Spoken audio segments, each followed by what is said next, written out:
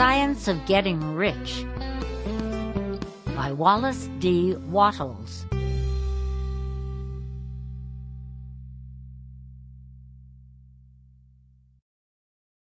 Preface. This book is pragmatical, not philosophical. A practical manual, not a treatise upon theories. It is intended for the men and women whose most pressing need is for money, who wish to get rich first and philosophize afterward. It is for those who have, so far, found neither the time, the means, nor the opportunity to go deeply into the study of metaphysics, but who want results and who are willing to take the conclusions of science as a basis for action, without going into all the processes by which those conclusions were reached. It is expected that the reader will take the fundamental statements upon faith, just as he would take statements concerning a law of electrical action if they were promulgated by a Marconi or an Edison, and taking the statements upon faith, that he will prove their truth by acting upon them without fear or hesitation. Every man or woman who does this will certainly get rich, for the science herein applied is an exact science, and failure is impossible. For the benefit, however, of those who wish to investigate philosophical theories and so secure a logical basis for faith, I will here cite certain authorities. The monistic theory of the universe, the theory that one is all and that all is one, that one substance manifests itself as the seeming many elements of the material world, is of Hindu origin and has been gradually winning its way into the thought of the Western world for 200 years. It is the foundation of all the Oriental philosophies, and of those of Descartes, Spinoza, Leibniz, Schopenhauer, Hegel, and Emerson. The reader who would dig to the philosophical foundations of this is advised to read Hegel and Emerson for himself.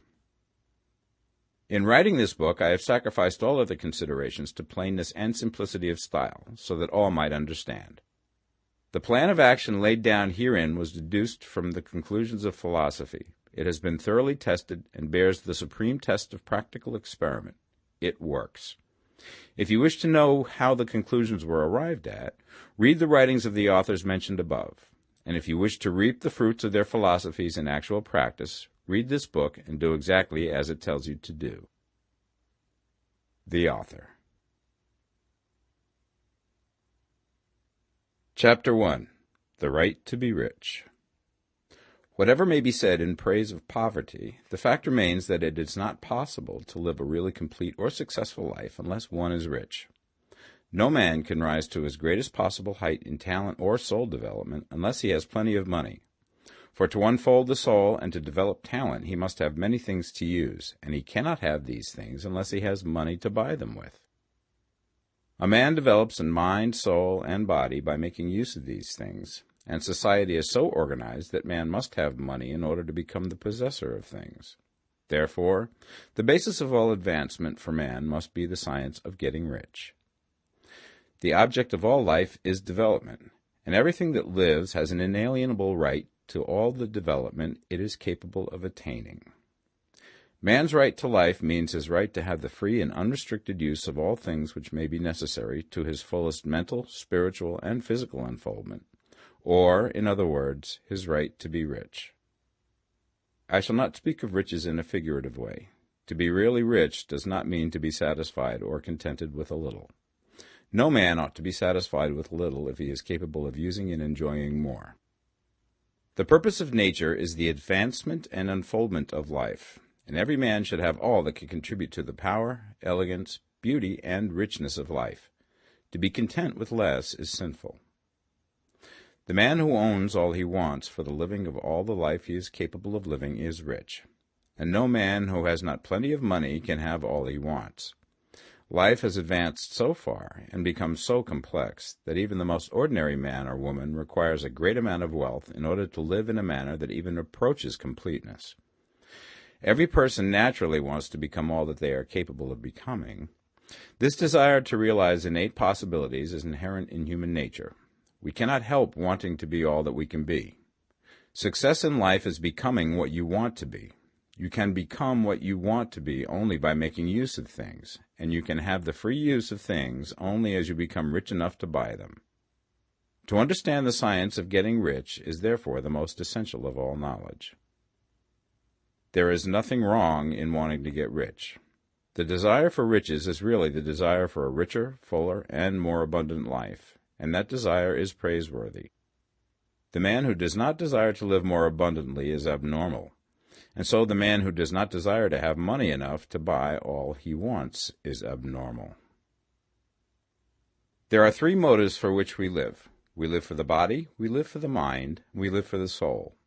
No one of these is better or holier than the other. All are alike desirable, and no one of the three, body, mind, or soul, can live fully if either of the others is cut short of full life and expression. It is not right or noble to live only for the soul and deny mind or body, and it is wrong to live for the intellect and deny body or soul. We are all acquainted with the loathsome consequences of living for the body and denying both mind and soul, and we see that real life means the complete expression of all that man can give forth through body, mind, and soul.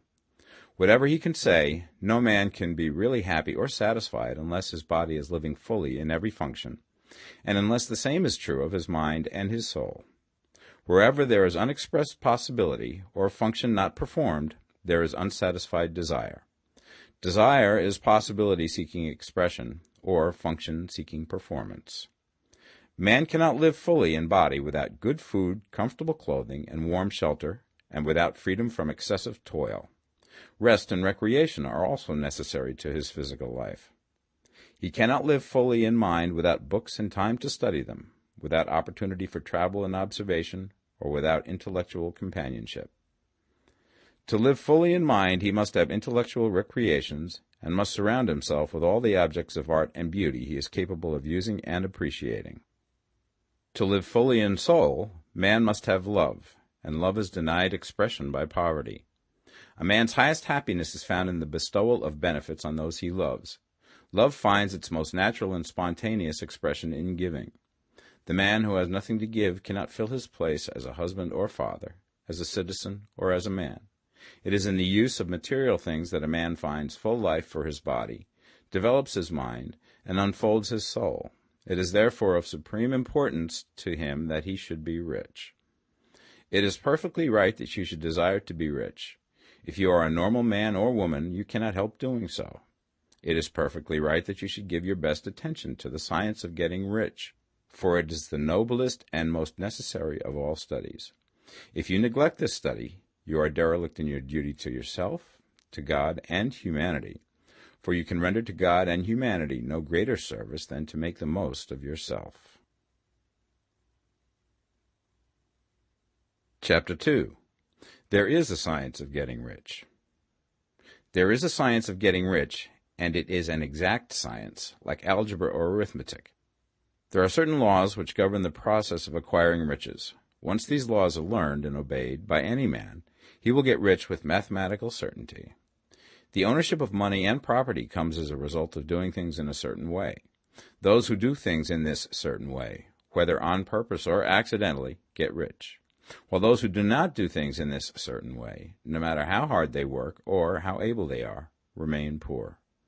It is a natural law that like causes always produce like effects, and therefore any man or woman who learns to do things in this certain way will infallibly get rich. That the above statement is true is shown by the following facts. Getting rich is not a matter of environment, for if it were, all the people in certain neighborhoods would become wealthy. The people of one city would all be rich, while those of other towns would all be poor. Or the inhabitants of one state would roll in wealth, and those of an adjoining state would be in poverty. But everywhere we see rich and poor living side by side, in the same environment, and often engaged in the same vocations. When two men are in the same locality and in the same business, and one gets rich while the other remains poor, it shows that getting rich is not primarily a matter of environment. Some environments may be more favorable than others, but when two men in the same business are in the same neighborhood, and one gets rich while the other fails, it indicates that getting rich is the result of doing things in a certain way. And further, the ability to do things in this certain way is not due solely to the possession of talent, for many people who have great talent remain poor, while others who have very little talent get rich. Studying the people who have gotten rich, we find that they are an average lot in all respects, having no greater talents and abilities than other men. It is evident that they do not get rich because they possess talents and abilities that other men have not, but because they happen to do things in a certain way. Getting rich is not the result of saving or thrift. Many very penurious people are poor, while free spenders often get rich. Nor is getting rich due to doing things which others fail to do. For two men in the same business often do almost exactly the same things, and one gets rich while the other remains poor or becomes bankrupt. From all these things, we must come to the conclusion that getting rich is the result of doing things in a certain way. If getting rich is the result of doing things in a certain way, then any man or woman who can do things in that way can become rich, and the whole matter is brought within the domain of exact science. The question arises here whether this certain way may not be so difficult that only a few may follow it. This cannot be true, as we have seen, so far as natural ability is concerned. Talented people get rich, and blockheads get rich. Intellectually brilliant people get rich, and very stupid people get rich. Physically strong people get rich, and weak and sickly people get rich. Some degree of ability to think and understand is, of course, essential. But insofar natural ability is concerned, any man or woman who has sense enough to read and understand these words can certainly get rich. Also, we have seen that it is not a matter of environment. Location counts for something. One would not go to the heart of the Sahara and expect to do successful business. Getting rich involves the necessity of dealing with men and of being where there are people to deal with. And if these people are inclined to deal in the way that you want to deal, so much the better. But that is about as far as environment goes. If anybody else in your town can get rich, so can you. And if anybody else in your state can get rich, so can you. Again, it is not a matter of choosing some particular business or profession. People get rich in every business and in every profession, while their next-door neighbors in the same vocation remain in poverty. It is true that you will do best in a business which you like and which is congenial to you. And if you have certain talents which are well developed, you will do best in a business which calls for the exercise of those talents. Also, you will do best in a business which is suited to your locality. An ice cream parlor would do better in a warm climate than in Greenland, and a salmon fishery will succeed better in the Northwest than in Florida, where there are no salmon. But aside from these general limitations, getting rich is not dependent upon your engaging in some particular business, but upon your learning to do things in a certain way. If you are now in business and anybody else in your locality is getting rich in the same business, while you are not getting rich, it is because you are not doing things in the same way that the other person is doing them. No one is prevented from getting rich by lack of capital. True, as you get capital, the increase becomes more easy and rapid, but one who has capital is already rich and does not need to consider how to become so. No matter how poor you may be, if you begin to do things in a certain way, you will begin to get rich, and you will begin to have capital. The getting of capital is a part of the process of getting rich, and it is a part of the result which invariably follows the doing of things in the certain way. You may be the poorest man on the continent and be deeply in debt. You may have neither friends, influence, nor resources, but if you begin to do things in this way, you must infallibly begin to get rich, for the like causes must produce like effects.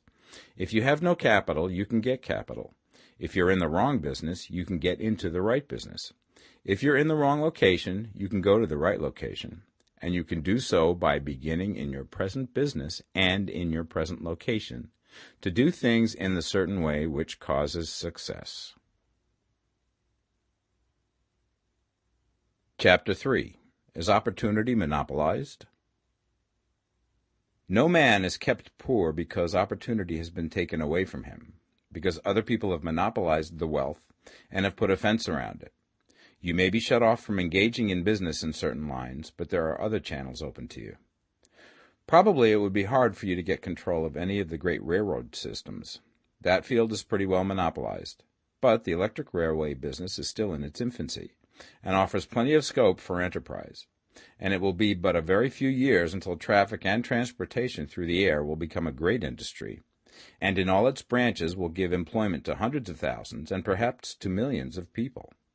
Why not turn your attention to the development of aerial transportation, instead of competing with J.J. Hill and others for a chance in the steam railway world? It is quite true that if you are a working man in the employ of the Steel Trust, you have very little chance of becoming the owner of the plant in which you work. But it is also true that if you will commence to act in a certain way, You can soon leave the employ of the Steel Trust. You can buy a farm from 10 to 40 acres and engage in business as a producer of foodstuffs. There is great opportunity at this time for men who will live upon small tracts of land and cultivate the same intensively. Such men will certainly get rich. You may say that it is impossible for you to get the land, but I'm going to prove to you that it is not impossible, and that you can certainly get a farm if you will go to work in a certain way. At different periods, the tide of opportunity sets in different directions, according to the needs of the whole, and the particular stage of social evolution which has been reached. At present, in America, it is setting towards agricultural and the allied industries and professions. Today, opportunity is open before the factory worker in his line. It is open before the businessman who supplies the farmer more than before the one who supplies the factory worker, and before the professional man who waits upon the farmer more than before the one who serves the working class. There is an abundance of opportunity for the man who will go with the tide instead of trying to swim against it. So the factory workers, either as individuals or as a class, are not deprived of opportunity. The workers are not being kept down by their masters. They are not being ground by the trusts and combinations of capital. As a class, they are where they are because they do not do things in a certain way. If the workers of America chose to do so, they could follow the example of their brothers in Belgium and other countries and establish great department stores and cooperative industries. They could elect men of their own class to office and pass laws favoring the development of such cooperative industries, and in a few years they could take peaceable possession of the industrial field. The working class may become the master class whenever they will begin to do things in a certain way.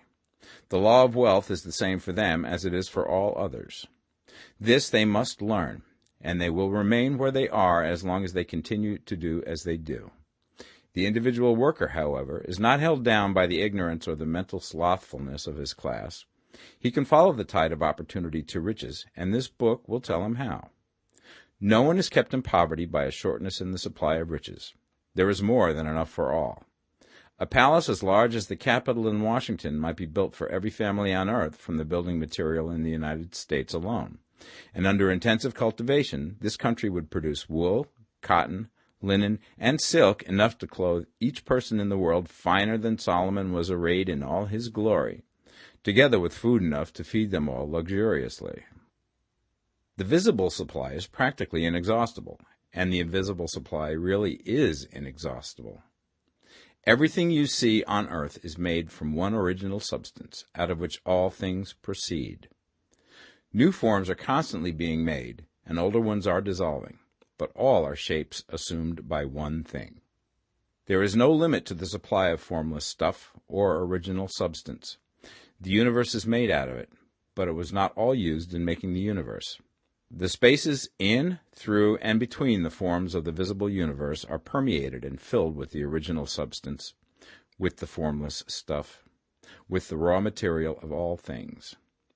10,000 times as much has been made might still be made, and even then we should not have exhausted the supply of universal raw material. No man, therefore, is poor because nature is poor, or because there is not enough to go around. Nature is an inexhaustible storehouse of riches. The supply will never run short. Original substance is alive with creative energy and is constantly producing more forms. When the supply of building material is exhausted, more will be produced. When the soil is exhausted so that foodstuffs and materials for clothing will no longer grow upon it, it will be renewed or more soil will be made. When all the gold and silver has been dug from the earth, if man is still in such a stage of social development that he needs gold and silver, more will be produced from the formless. The formless stuff responds to the needs of man. It will not let him be without any good thing. This is true of man collectively. The race as a whole is always abundantly rich, and if individuals are poor, it is because they do not follow the certain way of doing things which makes the individual man rich. The formless stuff is intelligent. It is stuff which thinks. It is alive and is always impelled towards more life. It is the natural and inherent impulse of life to seek to live more. It is the nature of intelligence to enlarge itself, and of consciousness to seek to extend its boundaries and find fuller expression. The universe of forms has been made by formless living substance, throwing itself into form in order to express itself more fully. The universe is a great living presence, always moving inherently towards more life and fuller functioning. Nature is formed for the advancement of life. Its impelling motive is the increase of life. For this cause, everything which can possibly minister to life is bountifully provided. There can be no lack unless God is to contradict himself and nullify his own works. You are not kept poor by lack in the supply of riches. It is a fact which I shall demonstrate a little further on, that even the resources of the formless supply are at the command of the man or woman who will act and think in a certain way. Chapter 4. The first principle in the science of getting rich. Thought is the only power which can produce tangible riches from the formless substance. The stuff from which all things are made is a substance which thinks, and a thought of form in this substance produces the form. Original substance moves according to its thoughts. Every form and process you see in nature is the visible expression of a thought in original substance. As the formless stuff thinks of a form, it takes that form. As it thinks of a motion, it makes that motion. That is the way all things were created. We live in a thought world, which is part of a thought universe. The thought of a moving universe extended through formless substance, and the thinking stuff moving according to that thought, took the form of systems of planets and maintains that form. Thinking substance takes the form of its thought and moves according to that thought. Holding the idea of a circling system of suns and worlds, it takes the form of these bodies and moves them as it thinks. Thinking the form of a slow-growing oak tree, it moves accordingly and produces the tree, though centuries may be required to do the work. In creating, the formless seems to move according to the lines of motion it has established.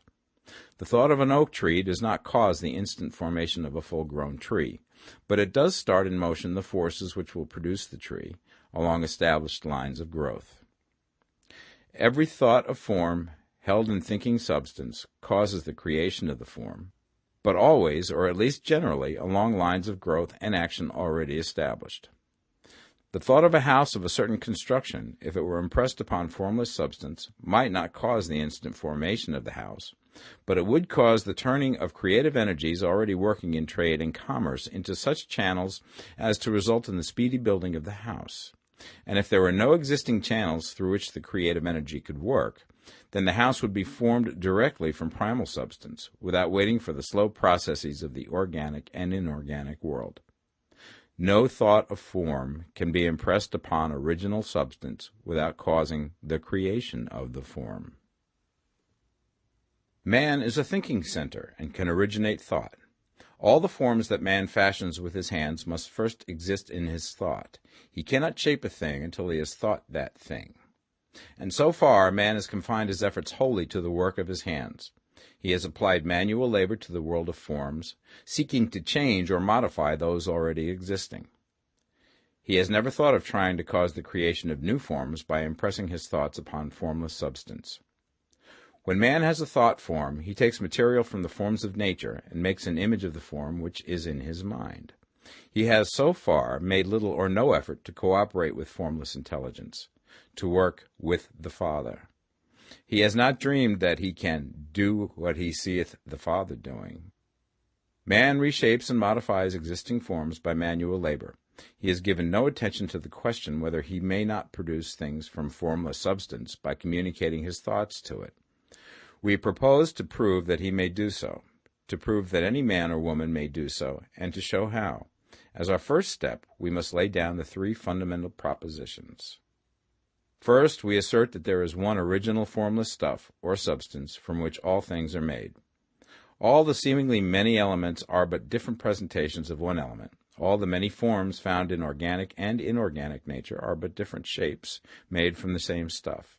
And this stuff is thinking stuff. A thought held in it produces the form of the thought. Thought, in thinking substance, produces shapes. Man is a thinking center, capable of original thought. If a man can communicate his thought to original thinking substance, he can cause the creation or formation of the thing he thinks about. To summarize this, there is the thinking stuff from which all things are made, and which, in its original state, permeates, penetrates, and fills the interspaces of the universe. A thought in this substance produces the thing that is imaged by the thought. Man can form things in his thought, and by impressing his thought upon formless substance, can cause the thing he thinks about to be created. It may be asked if I can prove these statements, and without going into details, I answer that I can do so, both by logic and experience. Reasoning back from the phenomena of form and thought, I come to one original thinking substance, and reasoning forward from that thinking substance, I come to man's power to cause the formation of the thing he thinks about. And by experiment, I find the reasoning true, and this is my strongest proof. If one man who reads this book gets rich by doing what it tells him to do, that is evidence in support of my claim. But if every man who does what it tells him to do gets rich, that is proof positive until someone goes through the process and fails. The theory is true until the process fails, and this process will not fail. For every man who does exactly what this book tells him to do will get rich. I have said that men get rich by doing things in a certain way, and in order to do so, men must become able to think in a certain way. A man's way of doing things is the direct result of the way he thinks about things. To do things in a way that you want to do them, you will have to acquire the ability to think the way you want to think. This is the first step towards getting rich. To think what you want to think is to think truth, regardless of appearances. Every man has the natural and inherent power to think what he wants to think, but it requires far more effort to do so than it does to think the thoughts which are suggested by appearances. To think according to appearance is easy. To think truth regardless of appearances is laborious, and requires the expenditure of more power than any other work man is called upon to perform. There is no labor from which most people shrink as they do from that of sustained and consecutive thought. It is the hardest work in the world. This is especially true when truth is contrary to appearances. Every appearance in the visible world tends to produce a corresponding form in the mind which observes it, and this can only be prevented by holding the thought of the truth. To look upon the appearance of disease will produce the form of disease in your own mind and ultimately in your body, unless you hold the thought of the truth, which is that there is no disease. It is only an appearance, and the reality is health. To look upon the appearances of poverty will produce corresponding forms in your own mind, unless you hold to the truth that there is no poverty, there is only abundance.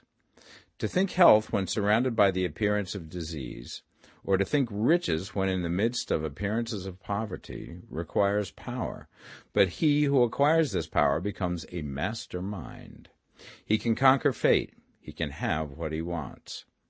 This power can only be acquired by getting hold of the basic fact which is behind all appearances, and that fact is that there is one thinking substance, from which and by which all things are made.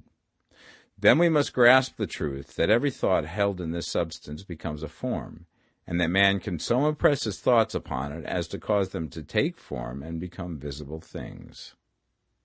When we realize this, we lose all doubt and fear, for we know that we can create what we want to create, and we can get what we want to have, and can become what we want to be. As a first step towards getting rich, you must believe the three fundamental statements given previously in this chapter, and in order to emphasize them, I repeat them here. There is a thinking stuff from which all things are made, and which, in its original state, permeates, penetrates, and fills the interspaces of the universe. A thought in this substance produces the thing that is imaged by the thought. Man can form things in his thought, and, by impressing his thought upon formless substance, can cause the thing he thinks about to be created. You must lay aside all other concepts of the universe than this monistic one, and you must dwell upon this until it is fixed in your mind and has become your habitual thought. Read these creed statements over and over again. Fix every word upon your memory, and meditate upon them until you firmly believe what they say. If a doubt comes to you, cast it aside as a sin. Do not listen to arguments against this idea. Do not go to churches or lectures where a contrary concept of things is taught or preached. Do not read magazines or books which teach a different idea. If you get mixed up in your faith, all your efforts will be in vain. Do not ask why these things are true, nor speculate as to how they can be true. Simply take them on trust. The science of getting rich begins with the absolute acceptance of this faith. Chapter 5. Increasing Life. You must get rid of the last vestige of the old idea that there is a deity whose will it is that you should be poor, or whose purposes may be served by keeping you in poverty. The intelligent substance which is all, and in all, which lives in all and lives in you, is a consciously living substance. Being a consciously living substance, it must have the nature and inherent desire of every living intelligence for increase of life. Every living thing must continually seek for the enlargement of its life, because life, in the mere act of living, must increase itself. A seed, dropped into the ground, springs into activity, and in the act of living produces 100 more seeds. Life, by living, multiplies itself. It is forever becoming more. It must do so if it continues to be at all. Intelligence is under the same necessity for continuous increase. Every thought we think makes it necessary for us to think another thought. Consciousness is continually expanding. Every fact we learn leads us to the learning of another fact. Knowledge is continually increasing. Every talent we cultivate brings to the mind the desire to cultivate another talent. We are subject to the urge of life, seeking expression, which ever drives us on to know more, to do more, and to be more. In order to know more, do more, and be more, we must have more. We must have things to use, for we learn and do and become only by using things. We must get rich so that we can live more. The desire for riches is simply the capacity for larger life seeking fulfillment.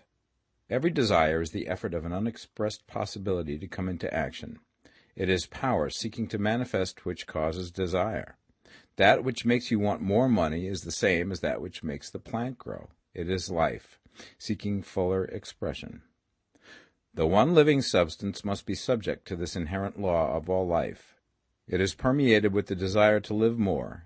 That is why it is under the necessity of creating things. The one substance desires to live more in you. Hence, it wants you to have all the things you can use. It is the desire of God that you should get rich. He wants you to get rich because he can express himself better through you if you have plenty of things to use in giving him expression. He can live more in you if you have unlimited command of the means of life. The universe desires you to have everything you want to have. Nature is friendly to your plans. Everything is naturally for you. Make up your mind that this is true. It is essential, however, that your purpose should harmonize with the purpose that is in all. You must want real life, not mere pleasure of sensual gratification. Life is the performance of function, and the individual really lives only when he performs every function, physical, mental, and spiritual, of which he is capable, without excess in any. You do not want to get rich in order to live swinishly, for the gratification of animal desires, that is not life. But the performance of every physical function is a part of life, and no one lives completely who denies the impulses of the body a normal and healthful expression. You do not want to get rich solely to enjoy mental pleasures, to get knowledge, to gratify ambition, to outshine others, to be famous. All these are a legitimate part of life, but the man who lives for the pleasures of the intellect alone will only have a partial life, and he will never be satisfied with his lot. You do not want to get rich solely for the good of others, to lose yourself for the salvation of mankind, to experience the joys of philanthropy and sacrifice. The joys of the soul are only a part of life, and they are no better or nobler than any other part. You want to get rich in order that you may eat, drink, and be merry when it is time to do these things, in order that you may surround yourself with beautiful things, see distant lands, feed your mind, and develop your intellect, in order that you may love men and do kind things, and be able to play a good part in helping the world to find truth. But remember that extreme altruism is no better and no nobler than extreme selfishness. Both are mistakes. Get rid of the idea that God wants you to sacrifice yourself for others, and that you can secure his favor by doing so. God requires nothing of the kind. What he wants is that you should make the most of yourself, for yourself and for others, and you can help others more by making the most of yourself than in any other way. You can make the most of yourself only by getting rich, so it is right and praiseworthy that you should give your first and best thought to the work of acquiring wealth. Remember, however, that the desire of substance is for all, and its movements must be for more life to all. It cannot be made to work for less life to any, because it is equally in all, seeking riches and life. Intelligent substance will make things for you, but it will not take things away from someone else and give them to you. You must get rid of the thought of competition. You are to create, not to compete for what is already created. You do not have to take anything away from anyone. You do not have to drive sharp bargains. You do not have to cheat or to take advantage. You do not need to let any man work for you for less than he earns. You do not have to covet the property of others or to look at it with wishful eyes. No man has anything of which you cannot have the like, and that without taking what he has away from him. You are to become a creator, not a competitor. You are going to get what you want, but in such a way that when you get it, every other man will have more than he has now. I am aware that there are men who get a vast amount of money by proceeding in direct opposition to the statements in the paragraph above, and may add a word of explanation here. Men of the plutocratic type, who become very rich, do so sometimes purely by their extraordinary ability on the plane of competition, and sometimes they unconsciously relate themselves to substance and its great purposes and movements for the general racial upbuilding through industrial evolution. Rockefeller, Carnegie, Morgan, et al. Have been the unconscious agents of the supreme in the necessary work of systematizing and organizing productive industry, and, in the end, their work will contribute immensely towards increased life for all. Their day is nearly over. They have organized production, and will soon be succeeded by the agents of the multitude, who will organize the machinery of distribution. The multimillionaires are like the monster reptiles of the prehistoric eras. They play a necessary part in the evolutionary process, but the same power which produced them will dispose of them, and it is well to bear in mind that they have never been really rich. A record of the private lives of most of this class will show that they have really been the most abject and wretched of the poor. Riches secured on the competitive plane are never satisfactory and permanent. They are yours today and another's tomorrow. Remember, if you are to become rich in a scientific and certain way, you must rise entirely out of the competitive thought. You must never think for a moment that the supply is limited. Just as soon as you begin to think that all the money is being cornered and controlled by bankers and others, and that you must exert yourself to get laws passed to stop this process, and so on, in that moment you drop into the competitive mind, and your power to cause creation is gone for the time being. And what is worse, you will probably arrest the creative movements you have already instituted. Know that there are countless millions of dollars worth of gold in the mountains of the earth, not yet brought to light, and know that if there were not, more would be created from thinking substance to supply your needs. Know that the money you need will come, even if it is necessary for 1,000 men to be led to the discovery of new gold mines tomorrow. Never look at the visible supply. Look always at the limitless riches in formless substance, and know that they are coming to you as fast as you can receive and use them. Nobody, by cornering the visible supply, can prevent you from getting what is yours. So never allow yourself to think for an instant that all the best building spots will be taken before you get ready to build your house, unless you hurry. Never worry about the trusts and combines, and get anxious for fear that they will soon come to own the whole earth. Never get afraid that you will lose what you want because some other person beat you to it. That cannot possibly happen. You are not seeking anything that is possessed by anybody else. You are causing what you want to be created from formless substance, and the supply is without limits. Stick to the formulated statement. There is a thinking stuff from which all things are made, and which, in its original state, permeates, penetrates, and fills the interspaces of the universe. A thought in this substance produces the thing that is imaged by the thought. Man can form things in his thought, and by impressing his thought upon formless substance, can cause the thing he thinks about to be created. Chapter 6. How riches come to you. When I say that you do not have to drive sharp bargains, I do not mean that you do not have to drive any bargains at all, or that you are above the necessity for having any dealings with your fellow men. I mean that you will not need to deal with them unfairly. You do not have to get something for nothing, but can give to every man more than you take from him. You cannot give every man more in cash market value than you take from him, but you can give him more in use value than the cash value of the thing you take from him. The paper, ink, and other material in this book may not be worth the money you pay for it, but if the ideas suggested by it bring you thousands of dollars, you have not been wronged by those who sold it to you. They have given you a great use value for a small cash value. Let us suppose that I own a picture by one of the great artists, which in any civilized community is worth thousands of dollars. I take it to Baffin Ray, and by salesmanship induce an Eskimo to give a bundle of furs worth $500 for it. I have really wronged him, for he has no use for the picture. It has no value to him. It will not add to his life. But suppose I give him a gun worth $50 for his furs. Then he has made a good bargain. He has use for the gun. It will get him many more furs and much food. It will add to his life in every way. It will make him rich.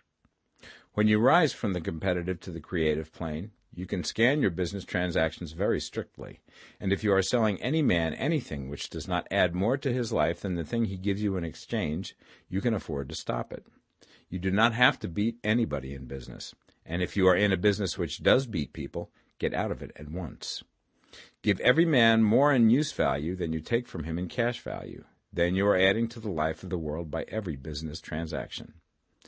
If you have people working for you, you must take from them more in cash value than you pay them in wages. But you can so organize your business that it will be filled with the principle of advancement, and so that each employee who wishes to do so may advance a little every day. You can make your business do for your employees what this book is doing for you.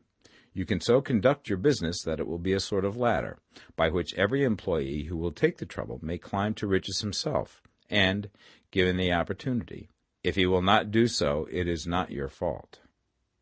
And finally, because you are to cause the creation of your riches from formless substance which permeates all your environment, it does not follow that they are to take shape from the atmosphere and come into being before your eyes. If you want a sewing machine, for instance, I do not mean to tell you that you are to impress the thought of a sewing machine on thinking substance until the machine is formed without hands, in the room where you sit or elsewhere. But if you want a sewing machine, hold the mental image of it with the most positive certainty that it is being made, or is on its way to you. After once forming the thought, have the most absolute and unquestioning faith that the sewing machine is coming. Never think of it, or speak of it, in any other way than as being sure to arrive. Claim it as already yours. It will be brought to you by the power of the Supreme Intelligence, acting upon the minds of men. If you live in Maine, it may be that a man will be brought from Texas or Japan to engage in some transaction which will result in your getting what you want. If so, the whole matter will be as much to that man's advantage as it is to yours. Do not forget for a moment that the thinking substance is through all, in all, communicating with all, and can influence all. The desire of thinking substance for a fuller life and better living has caused the creation of all the sewing machines already made, and it can cause the creation of millions more, and will, whenever men set it in motion by desire and faith, and by acting in a certain way. You can certainly have a sewing machine in your house, and it is just as certain that you can have any other thing or things which you want, and which you will use for the advancement of your own life and the lives of others. You need not hesitate about asking largely. It is your Father's pleasure to give you the kingdom, said Jesus. Original substance wants to live all that is possible in you, and wants you to have all that you can or will use for the living of the most abundant life. If you fix upon your consciousness the fact that the desire you feel for the possession of riches is one with the desire of omnipotence for more complete expression, your faith becomes invincible. Once I saw a little boy sitting at a piano, and vainly tried to bring harmony out of the keys, and I saw that he was grieved and provoked by his inability to play real music. I asked him the cause of his vexation, and he answered, "I can feel the music in me, but I can't make my hands go right." The music in him was the urge of original substance, containing all the possibilities of all life. All that there is of music was seeking expression through the child. God, the one substance, is trying to live and do and enjoy things through humanity. He is saying, I want hands to build wonderful structures, to play divine harmonies, to paint glorious pictures. I want feet to run my errands, eyes to see my beauties, tongues to tell mighty truths and to sing marvelous songs, and so on. All that there is of possibility is seeking expression through men. God wants those who can play music to have pianos and every other instrument, and to have the means to cultivate their talents to the fullest extent. He wants those who can appreciate beauty to be able to surround themselves with beautiful things. He wants those who can discern truth to have every opportunity to travel and observe. He wants those who can appreciate dress to be beautifully clothed, and those who can appreciate good food to be luxuriously fed. He wants all these things because it is himself that enjoys and appreciates them. It is God who wants to play and sing and enjoy beauty and proclaim truth and wear fine clothes and eat good food. It is God that worketh in you to will and to do, said Paul. The desire you feel for riches is the infinite, seeking to express himself in you as he sought to find expression in the little boy at the piano. So you need not hesitate to ask largely. Your part is to focalize and express the desire to God. This is a difficult point with most people. They retain some of the old idea that poverty and self-sacrifice are pleasing to God. They look upon poverty as a part of the plan, a necessity of nature. They have the idea that God has finished his work and made all that he can make, and that the majority of men must stay poor because there is not enough to go around. They hold to so much of this erroneous thought that they feel ashamed to ask for wealth. They try not to want more than a very modest competence, just enough to make them fairly comfortable. I recall now the case of one student who was told that he must get in mind a clear picture of the things he desired, so that the creative thought of them might be impressed upon formless substance. He was a very poor man, living in a rented house, and having only what he earned from day to day, and he could not grasp the fact that all wealth was his. So, after thinking the matter over, he decided that he might reasonably ask for a new rug for the floor of his best room, and an anthracite coal stove to heat the house during the cold weather. Following the instructions given in this book, he obtained these things in a few months, and then it dawned upon him that he had not asked enough. He went through the house in which he lived and planned all the improvements he would like to make in it. He mentally added a bay window here and a room there, until it was complete in his mind as an ideal home, and then he planned its furnishings. Holding the whole picture in his mind, he began living in the certain way, and moving towards what he wanted, and he now owns the house, and is rebuilding it after the form of his mental image. And now, with still larger faith, he is going to get greater things. It has been unto him according to his faith, and it is so with you and with all of us. Chapter 7. Gratitude. The illustrations given in the last chapter will have conveyed the fact that the first step towards getting rich is to convey the idea of your wants to the formless substance. This is true, and you will see that in order to do so, it becomes necessary to relate yourself to the formless intelligence in a harmonious way. To secure this harmonious relation is a matter of such primary and vital importance that I shall give some space to its discussion here, and give you instructions which, if you will follow them, will be certain to bring you into perfect unity of mind with God. The whole process of mental adjustment and atonement can be summed up in one word: gratitude. First, you believe that there is one intelligent substance from which all things proceed. Second, you believe that this substance gives you everything you desire. And third, you relate yourself to it by a feeling of deep and profound gratitude. Many people who order their lives rightly in all other ways are kept in poverty by their lack of gratitude. Having received one gift from God, they cut the wires which connect them with Him by failing to make acknowledgment. It is easy to understand that the nearer we live to the source of wealth, the more wealth we shall receive. And it is easy also to understand that the soul that is always grateful lives in closer touch with God than the one which never looks to Him in thankful acknowledgment. The more gratefully we fix our minds on the Supreme when good things come to us, the more good things we will receive, and the more rapidly they will come. And the reason simply is that the mental attitude of gratitude draws the mind into closer touch with the source from which the blessings come. If it is a new thought to you that gratitude brings your whole mind into closer harmony with the creative energies of the universe, consider it well, and you will see that it is true. The good things you already have come to you along the line of obedience to certain laws. Gratitude will lead your mind out along the ways by which things come, and it will keep you in close harmony with creative thought and prevent you from falling into competitive thought.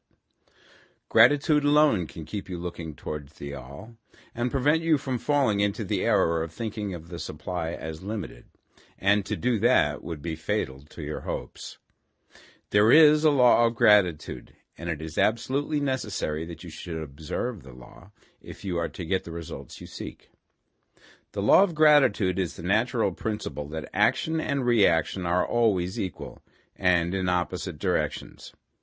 The grateful outreaching of your mind in thankful praise to the Supreme is a liberation or expenditure of force. It cannot fail to reach that to which it is addressed, and the reaction is an instantaneous movement towards you. Draw nigh unto God, and he will draw nigh unto you. That is a statement of psychological truth.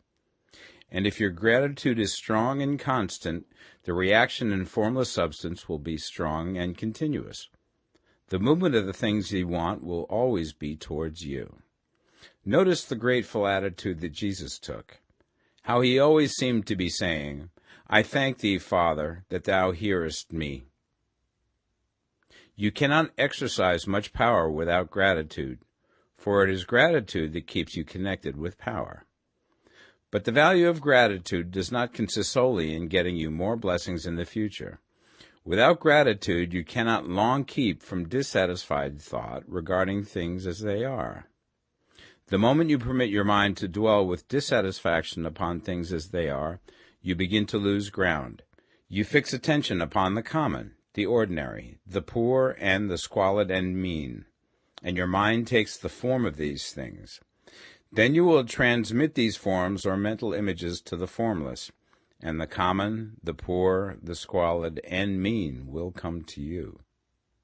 To permit your mind to dwell upon the inferior is to become inferior, and to surround yourself with inferior things. On the other hand, to fix your attention on the best is to surround yourself with the best, and to become the best. The creative power within us makes us into the image of that to which we give our attention. We are thinking substance, and thinking substance always takes the form of that which it thinks about. The grateful mind is constantly fixed upon the best. Therefore it tends to become the best. It takes the form or character of the best and will receive the best. Also, faith is born of gratitude. The grateful mind continually expects good things, and expectation becomes faith. The reaction of gratitude upon one's own mind produces faith, and every outgoing wave of grateful thanksgiving increases faith. He who has no feeling of gratitude cannot long retain a living faith. And without a living faith, you cannot get rich by the creative method, as we shall see in the following chapters. It is necessary, then, to cultivate the habit of being grateful for every good thing that comes to you, and to give thanks continuously. And because all things have contributed to your advancement, you should include all things in your gratitude. Do not waste time thinking or talking about the shortcomings or wrong actions of plutocrats or trust magnates. Their organization of the world has made your opportunity. All you get really comes to you because of them. Do not rage against corrupt politicians. If it were not for politicians, we should fall into anarchy, and your opportunity would be greatly lessened. God has worked a long time and very patiently to bring us up to where we are in industry and government, and he is going right on with his work. There is not the least doubt that he will do away with plutocrats, trust magnates, captains of industry, and politicians as soon as they can be spared. But in the meantime, behold, they are all very good. Remember that they are all helping to arrange the lines of transmission along which your riches will come to you, and be grateful to them all. This will bring you into harmonious relations with the good in everything, and the good in everything will move toward you.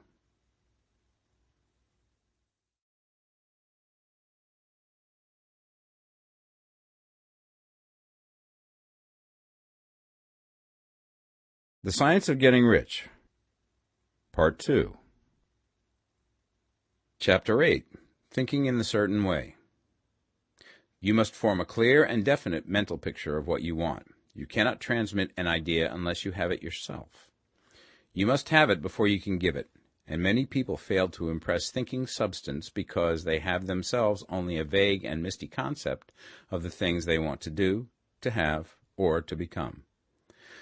It is not enough that you should have a general desire for wealth to do good with. Everybody has that desire. It is not enough that you should have a wish to travel, see things, live more, etc. Everybody has those desires also.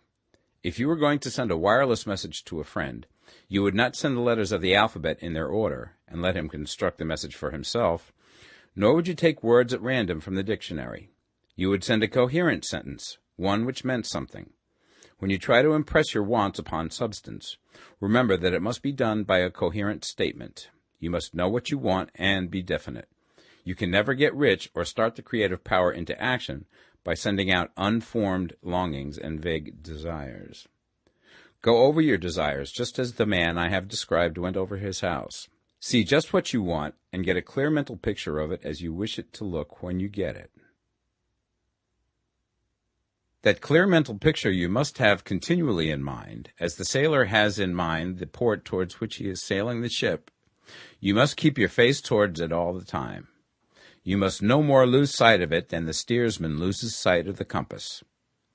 It is not necessary to take exercises in concentration, nor to set apart special times for prayer and affirmation, nor to go into the silence, nor to do occult stunts of any kind. There things are well enough, but all you need is to know what you want, and to want it badly enough so that it will stay in your thoughts. Spend as much of your leisure time as you can in contemplating your picture, but no one needs to take exercises to concentrate his mind on a thing which he really wants. It is the things you do not really care about which require effort to fix your attention upon them. And unless you really want to get rich, so that the desire is strong enough to hold your thoughts directly to the purpose, as the magnetic pole holds the needle of the compass, it will hardly be worthwhile for you to try to carry out the instructions given in this book. The methods herein set forth are for people whose desire for riches is strong enough to overcome mental laziness and the love of ease, and make them work. The more clear and definite you make your pictures then, and the more you dwell upon it, bringing out all of its delightful details, the stronger your desire will be, and the stronger your desire, the easier it will be to hold your mind fixed upon the picture of what you want. Something more is necessary, however, than merely to see the picture clearly. If that is all you do, you are only a dreamer, and will have little or no power for accomplishment. Behind your clear vision must be the purpose to realize it, to bring it out in tangible expression. And behind this purpose must be an invincible and unwavering faith that the thing is already yours, that it is at hand, and you have only to take possession of it. Live in the new house mentally until it takes form around you physically. In the mental realm, enter at once into full enjoyment of the things you want. Whatsoever things ye ask for when ye pray, believe that ye receive them, and ye shall have them, said Jesus. See the things you want as if they were actually around you all the time. See yourself as owning and using them. Make use of them in imagination, just as you will use them when they are your tangible possessions. Dwell upon your mental picture until it is clear and distinct, and then take the mental attitude of ownership towards everything in that picture. Take possession of it in mind, in the full faith that it is actually yours. Hold to this mental ownership. Do not waver for an instant in the faith that it is real. And remember what was said in the preceding chapter about gratitude. Be as thankful for it all the time as you expect to be when it has taken form. The man who can sincerely thank God for the things which as yet he owns only in imagination has real faith. He will get rich. He will cause the creation of whatsoever he wants. You do not need to pray repeatedly for things you want. It is not necessary to tell God about it every day. Use not vain repetitions as the heathens do, said Jesus to his pupils. For your Father knoweth that ye have need of these things before ye ask him.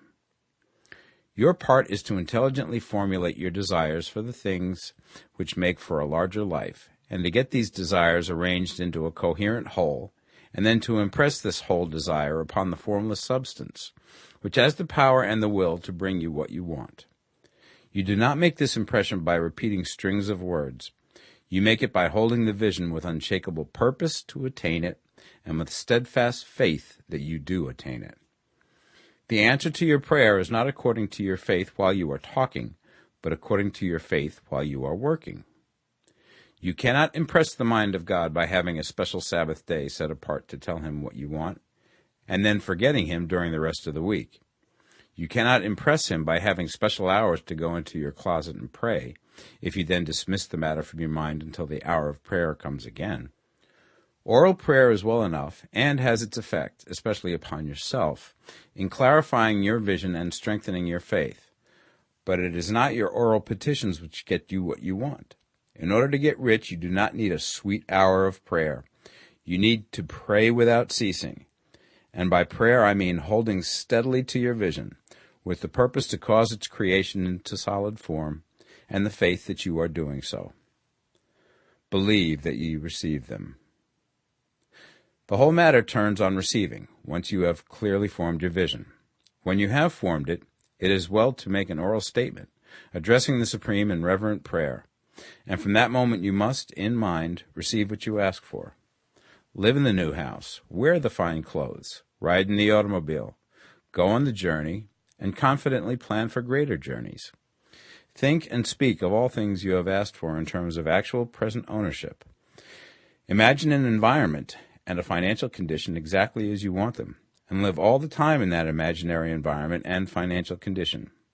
Mind, however, that you do not do this as a mere dreamer and castle builder. Hold to the faith that the imaginary is being realized, and to the purpose to realize it.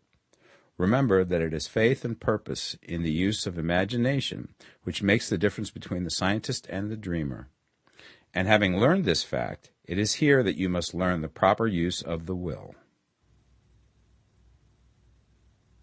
Chapter 9. How to Use the Will. To set about getting rich in a scientific way, you do not try to apply your willpower to anything outside of yourself. You have no right to do so anyway. It is wrong to apply your will to other men and women in order to get them to do what you wish done.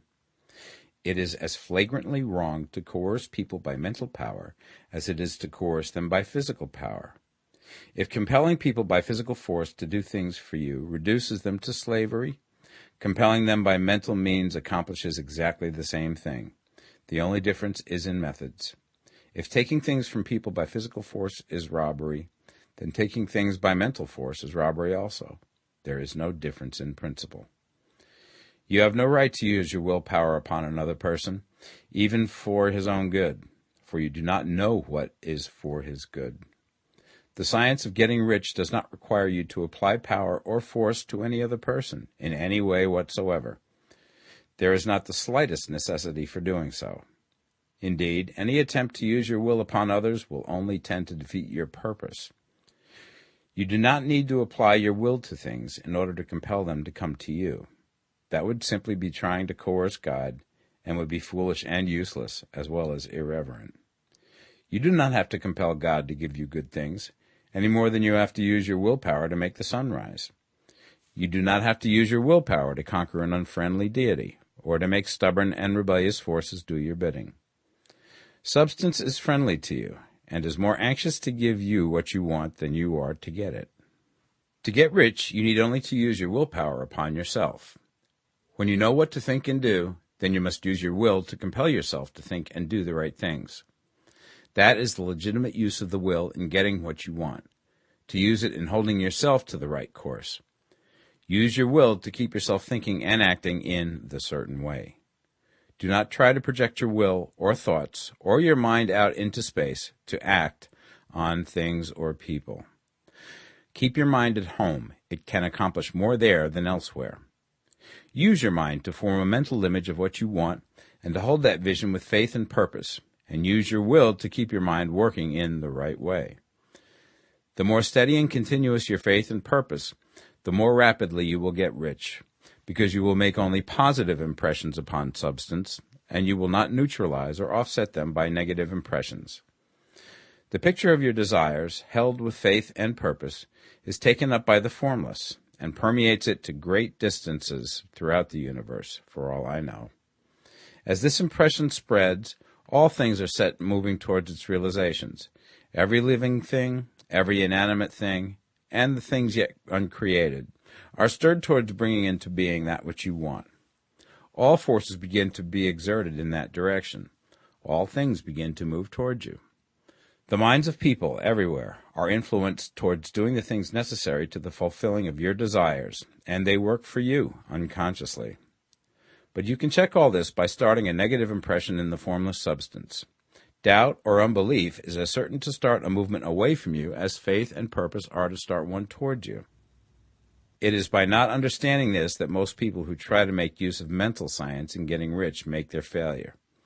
Every hour and moment you spend in giving heeds to doubts and fears.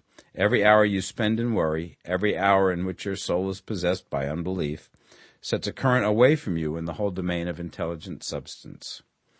All the promises are unto them that believe, and unto them only. Notice how insistent Jesus was upon this point of belief, and now you know the reason why. Since belief is all important, it behooves you to guard your thoughts, and as your beliefs will be shaped to a very great extent by the things you observe and think about, it is important that you should command your attention. And here the will comes into use, for it is by your will that you determine upon what things your attention shall be fixed. If you want to become rich, you must not make a study of poverty. Things are not brought into being by thinking about their opposites.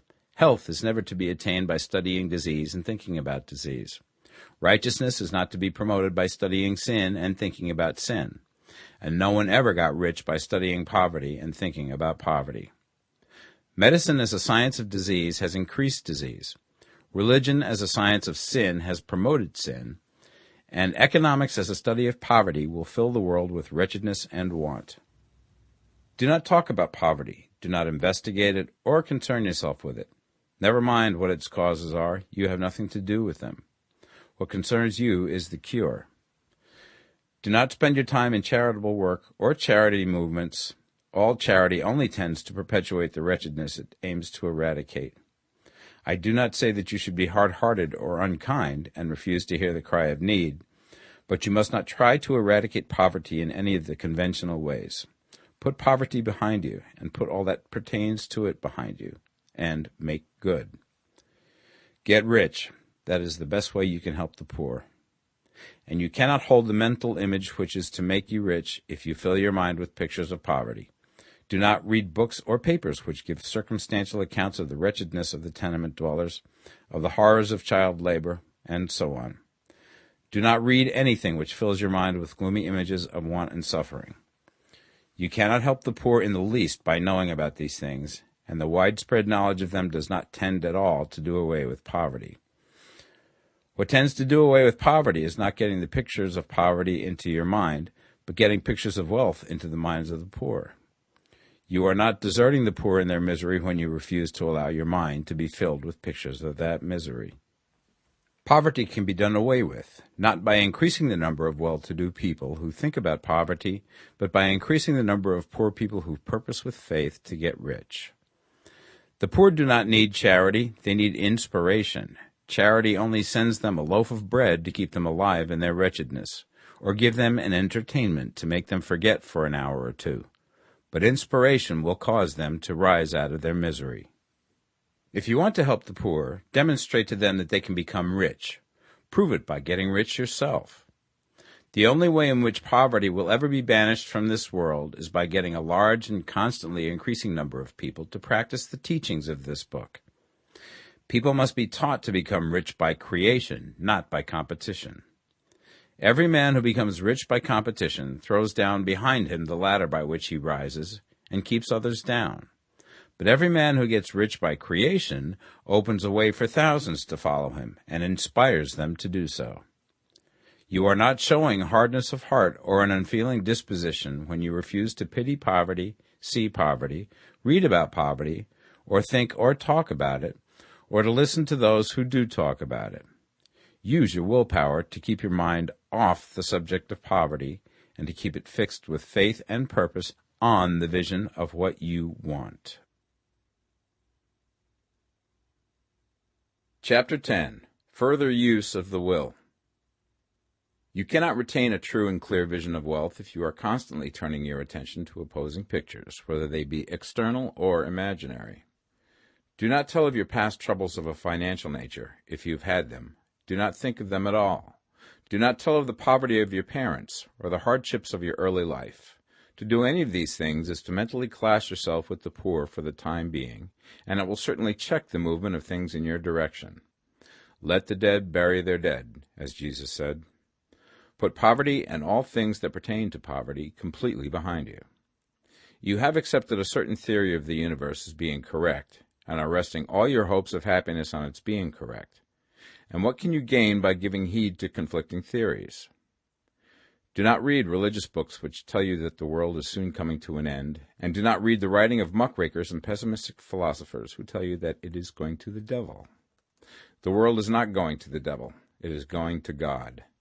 It is wonderful becoming. True, there may be a good many things in existing conditions which are disagreeable, but what is the use of studying them when they are certainly passing away, and when the study of them only tends to check their passing and keep them with us? Why give time and attention to things which are being removed by evolutionary growth, when you can hasten their removal only by promoting the evolutionary growth as far as your part of it goes? No matter how horrible and seeming may be the conditions in certain countries, sections, or places, you waste your time and destroy your own chances by considering them. You should interest yourself in the world's becoming rich. Think of the riches in the world is coming to, instead of the poverty it is growing out of. And bear in mind that the only way in which you can assist the world in growing rich is by growing rich yourself through creative method, not the competitive one. Give your attention wholly to riches. Ignore poverty.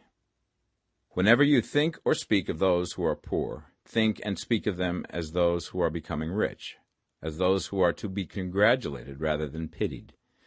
Then they and others will catch the inspiration and begin to search for the way out.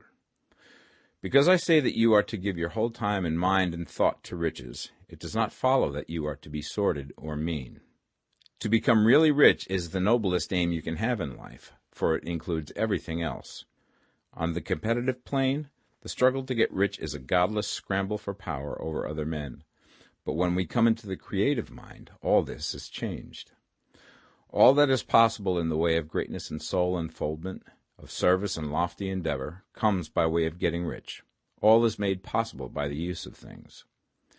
If you lack for physical health, you will find that the attainment of it is conditional on you getting rich. Only those who are emancipated from financial worry and who have the means to live a carefree existence and follow hygienic practices can have and retain health. Moral and spiritual greatness is possible only to those who are above the competitive battle for existence, and only those who are becoming rich on the plane of creative thought are free from the degrading influences of competition. If your heart is set on domestic happiness, remember that love flourishes best when there is refinement, a high level of thought, and freedom from corrupting influences. And these are to be found only where riches are attained by the exercise of creative thought, without strife or rivalry. You can aim at nothing so great or noble, I repeat, as to become rich, and you must fix your attention upon your mental picture of riches, to the exclusion of all that may tend to dim or obscure the vision. You must learn to see the underlying truth in all things. You must see beneath all seemingly wrong conditions the great one life, ever moving forward towards fuller expression and more complete happiness. It is the truth that there is no such thing as poverty, that there is only wealth. Some people remain in poverty because they are ignorant of the fact that there is wealth for them, and these can best be taught by showing them the way to affluence in your own person and practice. Others are poor because, while they feel that there is a way out, they are too intellectually indolent to put forth the mental effort necessary to find that way and by travel it. Others still are poor because, while they have some notion of science, they have become so swamped and lost in the maze of metaphysical and occult theories that they do not know which road to take. They try a mixture of many systems and fail in all. For these, again, the very best thing to do is to show the right way in your own person and practice. An ounce of doing things is worth a pound of theorizing. The very best thing you can do for the whole world is to make the most of yourself. You can serve God and man in no more effective way than by getting rich. That is, if you get rich by the creative method and not by the competitive one. Another thing. We assert that this book gives in detail the principles of the science of getting rich. And if that is true, you do not need to read any other book upon the subject. This may sound narrow and egotistical, but consider. There is no more scientific method of computation in mathematics than by addition, subtraction, multiplication, and division. No other method is possible. There can be but one shortest distance between 2 points. There is only one way to think scientifically, and that is to think in the way that leads by the most direct and simple route to the goal. No man has yet formulated a briefer or less complex system than the one set forth herein. It has been stripped of all non-essentials. When you commence on this, lay all others aside. Put them out of your mind altogether. Read this book every day. Keep it with you. Commit it to memory, and do not think about other systems and theories. If you do, you will begin to have doubts, and to be uncertain and wavering in your thought, and then you will begin to make failures. After you have made good and become rich, you may study other systems as much as you please. But until you are quite sure that you have gained what you want, do not read anything on this line but this book, unless it be the authors mentioned in the preface. And read only the most optimistic comments on the world's news, those in harmony with your picture. Also, postpone your investigations into the occult. Do not dabble in theosophy, spiritualism, or kindred studies. It is very likely that the dead still live and are near, but if they are, let them alone. Mind your own business. Wherever the spirits of the dead may be, they have their own work to do and their own problems to solve, and we have no right to interfere with them. We cannot help them, and it is very doubtful whether they can help us, or whether we have any right to trespass upon their time if they can. Let the dead and the hereafter alone, and solve your own problem. Get rich. If you begin to mix with the occult, you will start mental cross-currents which will surely bring your hopes to shipwreck. Now, this and the preceding chapters have brought us to the following statement of basic facts. There is a thinking stuff from which all things are made, and which, in its original state, permeates, penetrates, and fills the interspaces of the universe. A thought in this substance produces the thing that is imaged by the thought. Man can form things in his thought, and, by impressing his thought upon formless substance, can cause the thing he thinks about to be created. In order to do this, man must pass from the competitive to the creative mind.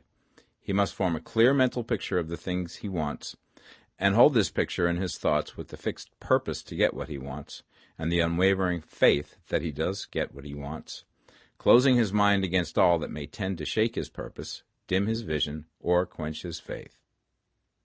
And in addition to all this, we shall now see that he must live and act in a certain way. Chapter 11. Acting in the Certain Way. Thought is the creative power, or the impelling force which causes the creative power to act. Thinking in a certain way will bring riches to you, but you must not rely upon thought alone, paying no attention to personal action. That is the rock upon which many otherwise scientific metaphysical thinkers meet shipwreck, the failure to connect thought with personal action. We have not yet reached the stage of development, even supposing such a stage to be possible, in which man can create directly from formless substance without nature's processes or the work of human hands.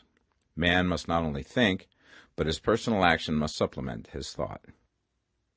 By thought you can cause the gold in the hearts of the mountains to be impelled towards you, but it will not mine itself, refine itself, coin itself into double eagles, and come rolling along the roads seeking its way into your pocket.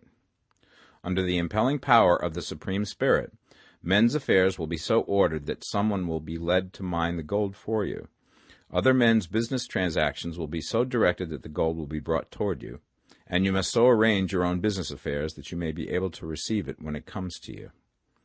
Your thought makes all things, animate and inanimate, work to bring you what you want, but your personal activity must be such that you can rightly receive what you want when it reaches you. You are not to take it as charity, nor to steal it. You must give every man more in use value than he gives you in cash value. The scientific use of thought consists in forming a clear and distinct mental image of what you want, in holding fast to the purpose to get what you want, and in realizing with grateful faith that you do get what you want. Do not try to project your thought in any mysterious or occult way, with the idea of having it go out and do things for you. That is a wasted effort and will weaken your power to think with sanity. The action of thought in getting rich is fully explained in the preceding chapters. Your faith and purpose positively impress your vision upon formless substance, which has the same desire for more life that you have. And this vision, received from you, sets all the creative forces at work in and through their regular channels of action, but directed towards you. It is not your part to guide or supervise the creative process. All you have to do with that is to retain your vision, stick to your purpose, and maintain your faith and gratitude. But you must act in a certain way, so that you can appropriate what is yours when it comes to you, so that you can meet the things you have in your picture and put them in their proper places as they arrive. You can really see the truth of this. When things reach you, they will be in the hands of other men, who will ask an equivalent for them. And you can only get what is yours by giving the other man what is his.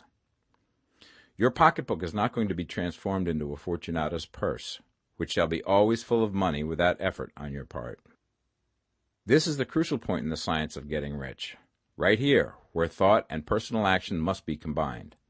There are very many people who, consciously or unconsciously, set the creative forces in action by the strength and persistence of their desires, but who remain poor because they do not provide for the reception of the thing they want when it comes. By thought, the thing you want is brought to you. By action, you receive it. Whatever your action is to be, it is evident that you must act now. You cannot act in the past, and it is essential to the clearness of your mental vision that you dismiss the past from your mind.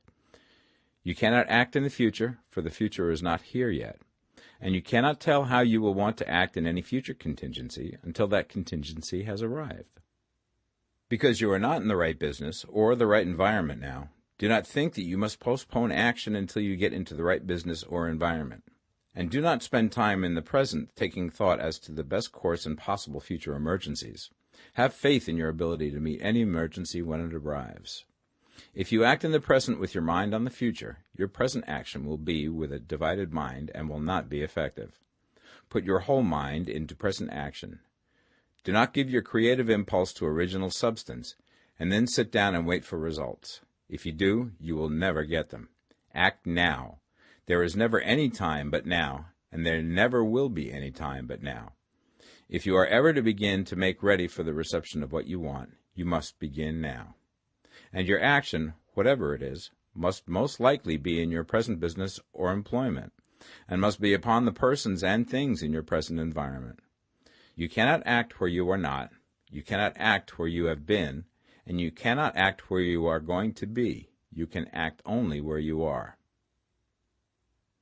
Do not bother as to whether yesterday's work was well done or ill done. Do today's work well. Do not try to do tomorrow's work now. There will be plenty of time to do that when you get to it. Do not try, by occult or mystical means, to act on people or things that are out of your reach. Do not wait for a change of environment. Before you act, get a change of environment by action. You can so act upon the environment in which you are now as to cause yourself to be transferred to a better environment. Hold with faith and purpose the vision of yourself in the better environment, but act upon your present environment with all your heart and with all your strength and with all your mind. Do not spend any time in daydreaming or castle building. Hold to the one vision of what you want and act now. Do not cast about seeking some new thing to do, or some strange, unusual, or remarkable action to perform as a first step towards getting rich. It is probable that your actions, at least for some time to come, will be those you have been performing for some time past. but you are to begin now to perform these actions in a certain way, which will surely make you rich. If you are engaged in some business and feel that it is not the right one for you, do not wait until you get into the right business before you begin to act. Do not feel discouraged or sit down and lament because you are misplaced. No man was ever so misplaced that he could not find the right place, and no man ever became so involved in the wrong business but that he could get into the right business. Hold the vision of yourself in the right business, with the purpose to get into it, and the faith that you will get into it, and are getting into it, but act in your present business. Use your present business as the means of getting a better one, and use your present environment as the means of getting into a better one. Your vision of the right business, if held with faith and purpose, will cause the Supreme to move the right business towards you, and your action, if performed in a certain way, will cause you to move towards the business. If you are an employee or wage earner and feel that you must change places in order to get what you want, do not project your thought into space and rely upon it to get you another job. It will probably fail to do so. Hold the vision of yourself in the job you want, while you act with faith and purpose on the job you have, and you will certainly get the job you want. Your vision and faith will set the creative force in motion to bring it toward you, and your action will cause the forces in your own environment to move you toward the place you want. In closing this chapter, we will add another statement to our syllabus. There is the thinking stuff from which all things are made, and which, in its original state, permeates, penetrates, and fills the interspaces of the universe. A thought in this substance produces the thing that is imaged by the thought. Man can form things in his thought, and, by impressing his thought upon formless substance, can cause the thing he thinks about to be created. In order to do this, man must pass from the competitive to the creative mind. He must form a clear mental picture of the thing he wants, and hold this picture in his thoughts with the fixed purpose to get what he wants, and the unwavering faith that he does get what he wants, closing his mind to all that may tend to shake his purpose, dim his vision, or quench his faith. That he may receive what he wants when it comes, man must act now upon the people and things in his present environment. Chapter 12. Efficient Action. You must use your thought as directed in previous chapters and begin to do what you can do where you are, and you must do all that you can do where you are. You can advance only by being larger than your present place, and no man is larger than his present place who leaves undone any of the work pertaining to that place.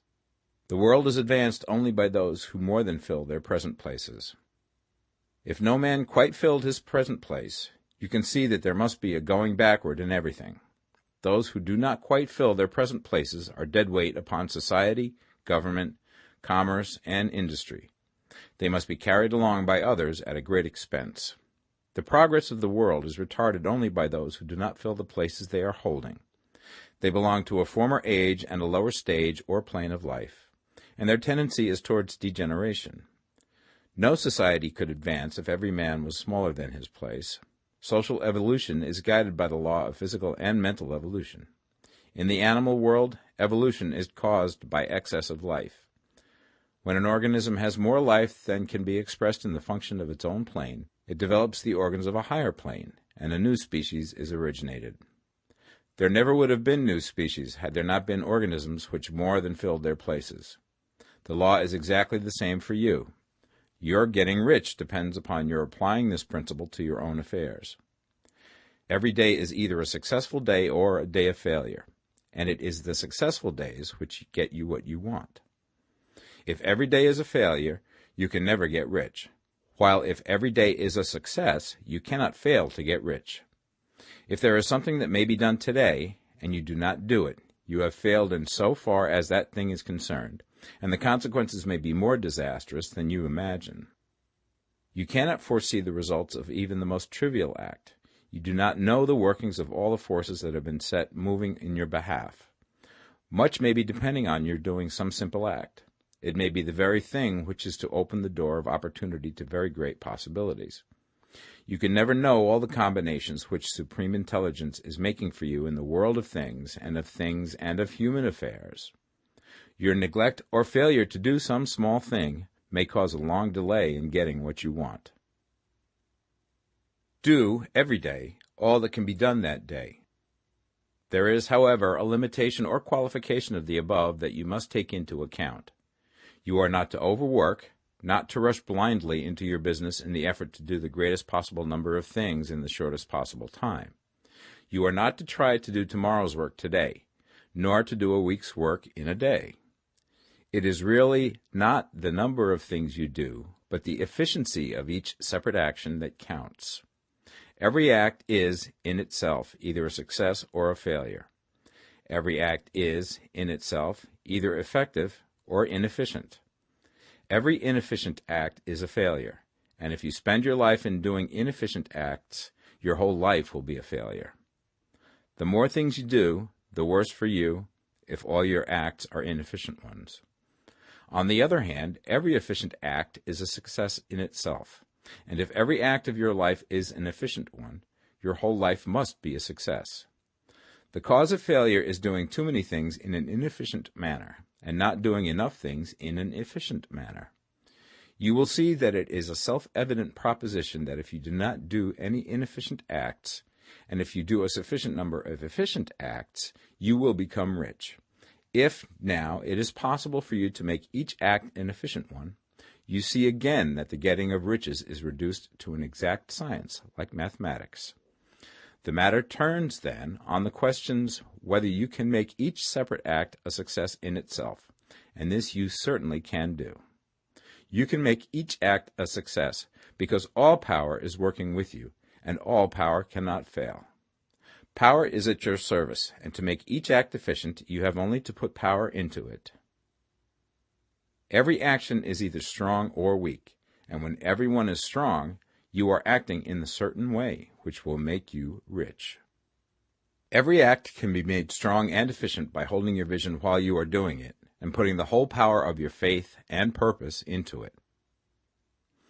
It is at this point that the people fail who separate mental power from personal action.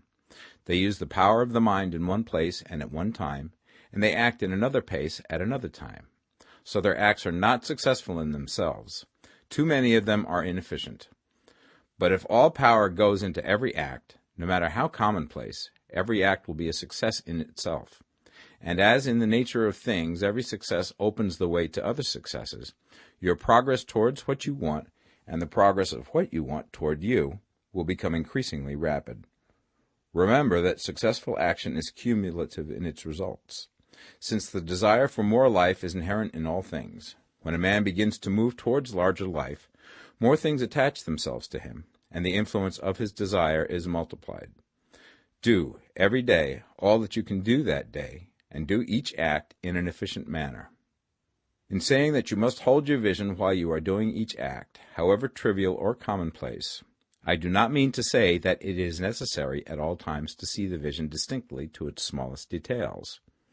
It should be the work of your leisure hours to use your imagination on the details of your vision, and to contemplate them until they are firmly fixed upon memory. If you wish speedy results, spend practically all your spare time in this practice. By continuous contemplation you will get the picture of what you want, even to the smallest details, so firmly fixed upon your mind and so completely transferred to the mind of formless substance, that in your working hours you need only to mentally refer to the picture to stimulate your faith and purpose, and cause your best effort to be put forth. Contemplate your picture in your leisure hours until your consciousness is so full of it that you can grasp it instantly.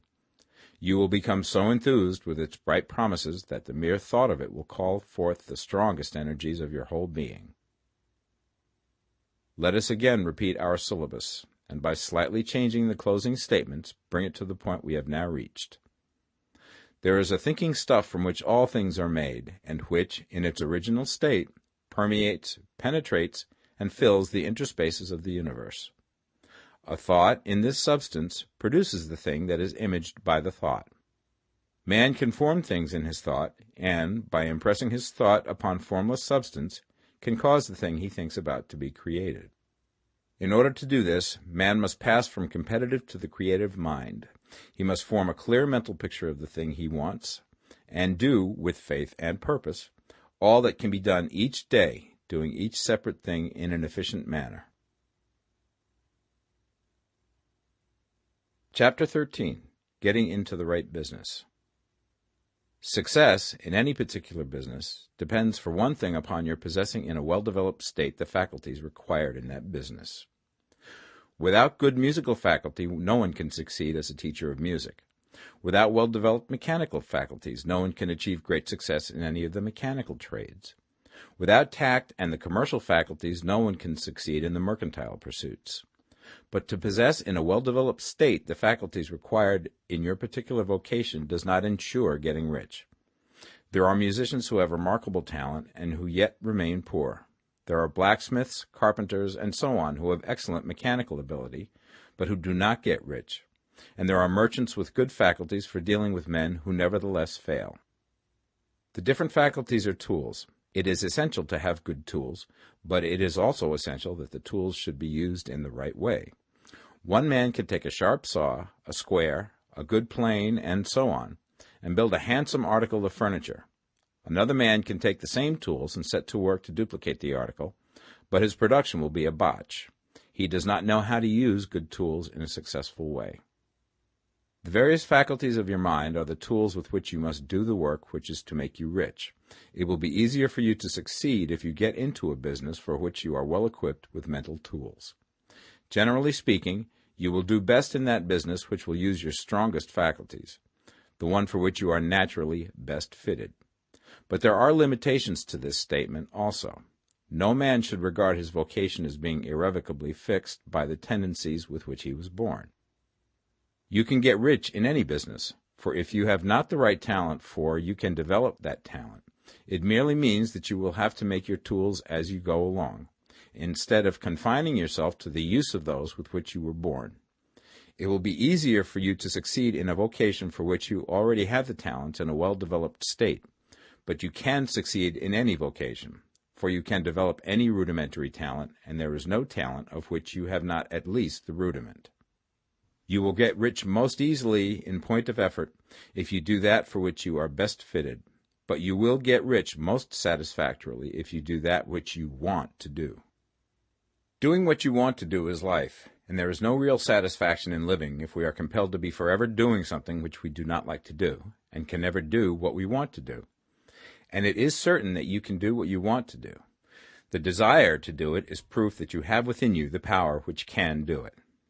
Desire is a manifestation of power. The desire to play music is the power which can play music seeking expression and development. The desire to invent mechanical devices is the mechanical talent seeking expression and development. When there is no power, either developed or undeveloped, to do a thing, there is never any desire to do that thing. And where there is strong desire to do a thing, it is certain proof that the power to do it is strong, and only requires to be developed and applied in the right way. All things else being equal, it is best to select the business for which you have the best developed talent. But if you have a strong desire to engage in any particular line of work, you should select that work as the ultimate end at which you aim. You can do what you want to do, and it is your right and privilege to follow the business or avocation which will be most congenial and pleasant. You are not obliged to do what you do not like to do, and should not do it except as a means to bring you to the doing of the thing you want to do. If there are past mistakes whose consequences have placed you in an undesirable business or environment, you may be obliged for some time to do what you do not like to do. If you feel that you are not in the right vocation, do not act too hastily in trying to get into another one. The best way, generally, to change business or environment is by growth. Do not be afraid to make a sudden and radical change if the opportunity is presented, and you feel after careful consideration that it is the right opportunity. But never take sudden or radical action when you are in doubt as to the wisdom of doing so. There is never any hurry on the creative plane, and there is no lack of opportunity. When you get out of the competitive mind, you will understand that you never need to act hastily. No one else is going to beat you to the thing you want to do. There is enough for all. If one space is taken, another and a better one will be opened for you a little further on. There is plenty of time. When you are in doubt, wait. Fall back on the contemplation of your vision, and increase your faith and purpose. And by all means, in times of doubt and indecision, cultivate gratitude. A day or two spent in contemplating the vision of what you want, and in earnest thanksgiving that you are getting it, will bring your mind into such close relationship with the Supreme that you will make no mistake when you do act. There is a mind which knows all there is to know, and you can come into close unity with this mind by faith and the purpose to advance in life, if you have deep gratitude. Mistakes come from acting hastily, or from acting in fear or doubt, or in forgetfulness of the right motive, which is more life to all and less to none. As you go on in the certain way, opportunities will come to you in increasing number, and you will need to be very steady in your faith and purpose, and to keep in close touch with the all-mind by reverent gratitude. Do all that you can do in a perfect manner every day, but do it without haste, worry, or fear. Go as fast as you can, but never hurry. Remember that in the moment you begin to hurry, you cease to be a creator and become a competitor. You drop back upon the old plane again. Whenever you find yourself hurrying, call a halt. Fix your attention on the mental image of the thing you want, and begin to give thanks that you are getting it. The exercise of gratitude will never fail to strengthen your faith and renew your purpose. Chapter 14. The Impression of Increase. Whether you change your vocation or not, your actions for the present must be those pertaining to the business in which you are now engaged. You can get into the business you want by making constructive use of the business you are already established in, by doing your daily work in a certain way. And in so far as your business consists in dealing with other men, whether personally or by letter, the key thought of all your efforts must be to convey to their minds the impression of increase. Increase is what all men and women are seeking. It is the urge of the formless intelligence within them, seeking fuller expression. The desire for increase is inherent in all nature. It is the fundamental impulse of the universe. All human activities are based on the desire for increase. People are seeking more food, more clothes, better shelter, more luxury, more beauty, more knowledge, more pleasure. Increase in something, more life. Every living thing is under this necessity for continuous advancement. Where increase of life ceases, dissolution and death set in at once. Man instinctively knows this, and hence he is forever seeking more. This law of perpetual increase is set forth by Jesus in the parable of the talents. Only those who gain more retain any. From him who hath not shall be taken away even that which he hath. The normal desire for increased wealth is not an evil or a reprehensible thing. It is simply the desire for more abundant life. It is aspiration. And because it is the deepest instinct of their natures, all men and women are attracted to him who can give them more of the means of life. In following the certain way, you are getting continuous increase for yourself, and you are giving it to all with whom you deal. You are a creative center from which increase is given off to all. Be sure of this, and convey assurance of the fact to every man, woman, and child with whom you come in contact. No matter how small the transaction, even if it be only the selling of a stick of candy to a little child, put into it the thought of increase, and make sure that the customer is impressed with the thought. Convey the impression of advancement with everything you do, so that all people shall receive the impression that you are an advancing man, and that you advance all who deal with you. Even to the people whom you meet in a social way, without any thought of business, and to whom you do not try to sell anything, give the thought of increase. You can convey this impression by holding the unshakable faith that you, yourself, are in the way of increase, and by letting this faith inspire, fill, and permeate every action. Do everything that you do in the firm conviction that you are an advancing personality, and that you are giving advancement to everybody. Feel that you are getting rich, and that in doing so you are making others rich, and conferring benefits to all. Do not boast or brag of your success, or talk about it unnecessarily. True faith is never boastful. Wherever you find a boastful person, you find one who is secretly doubtful and afraid. Simply feel the faith, and let it work out in every transaction. Let every act and tone and look, Express the quiet assurance that you are getting rich, that you are already rich. Words will not be necessary to communicate this feeling to others. They will feel the sense of increase when in your presence and will be attracted to you again.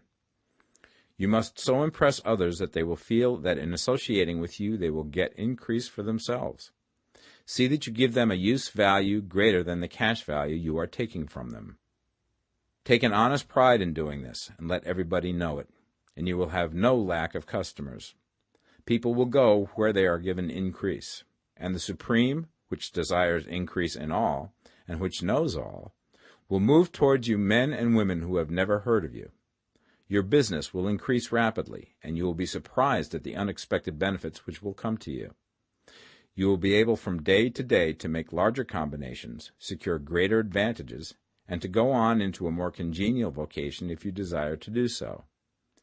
You must never lose sight of your vision of what you want, or your faith and purpose to get what you want. Let me here give you another word of caution in regards to motives. Beware of the insidious temptation to seek for power over other men. Nothing is so pleasant to the unformed or partially developed mind as the exercise of power or dominion over others. The desire to rule for selfish gratification has been the curse of the world. For countless ages, kings and lords have drenched the earth with blood in their battles to extend their dominions. This not to seek more life for all, but to get more power for themselves. Today, the main motive in the business and industrial world is the same. Men marshal their armies of dollars and lay waste the lives and hearts of millions in the same mad scramble for power over others. Commercial kings, like political kings, are inspired by the lust for power.